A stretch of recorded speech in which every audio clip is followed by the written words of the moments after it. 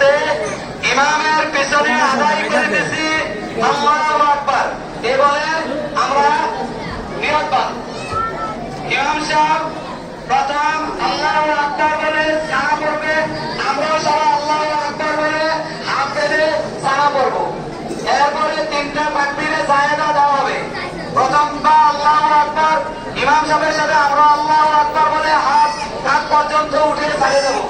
দ্বিতীয়বারও হাত আল্লাহু আকবার বলে কাঁধ পর্যন্ত উঠে ছেড়ে দেব।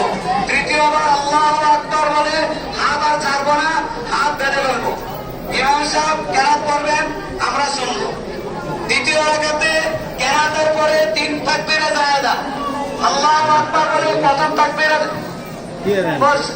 তাকবীরের মধ্যে হাত ছেড়ে দিব, দ্বিতীয় তাকবীরের মধ্যে হাত ছেড়ে দিব, তৃতীয় তাকবীরের মধ্যে হাত ছেড়ে দিব, চতুর্থ তাকবীর হাত ছাড়া অবস্থায় আমরা সকলে রুকুতে চলে যাব।